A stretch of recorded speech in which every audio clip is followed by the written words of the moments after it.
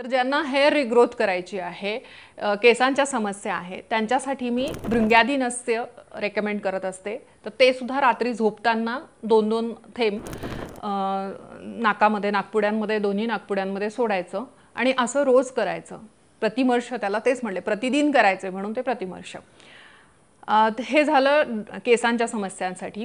दुसरं, ज्यांना रात्रीची शांत झोप येत नाही किंवा खूप चंचलता आहे, मन अस्थिर आहे किंवा मेमरी लॉस आपण ज्याला म्हणतो की विस्मरण होतंय किंवा लहान मुलांमध्ये कॉन्सन्ट्रेशन होऊ शकत नाहीये, विशेषतः जी टीनेजर मुलं असतात की ज्यांना अभ्यासाला बसल्यानंतर कॉन्सन्ट्रेशन होत नाही, वृद्धापकाळामध्ये किंवा 40 नंतर सुद्धा गोंधळ व्हायला लागतं, कन्फ्युजन वाढतं, पुढे पुढे 60 नंतर विस्मरण होतं।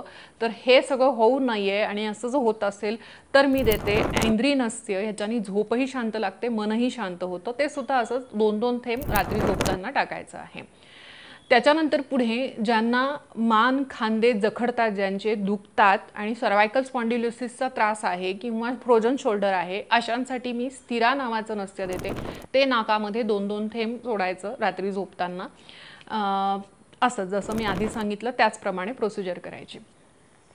पुढचं एक येतं ते म्हणजे की तुम्हाला जर वर्ण चांगला करायचा असेल तुमच्या चेहऱ्याचा, म्हणजे त्वचा जर उजळवायची असेल, त्वचेवर जर डाग असतील किंवा काळे डाग किंवा पिगमेंटेशन किंवा वांग असेल, तर अशा लोकांसाठी म्हणून मी वर्णनस्य आपलं जे आहे ते रेकमेंड करत असते। हे सुद्धा खूप सुंदर काम करतं त्वचा उजळवण्यामध्ये किंवा त्याचे डाग पिगमेंटेशन कमी करण्यामध्ये। त्यासोबतच बाहेरून लावायला वर्णयोग सुद्धा मी देते।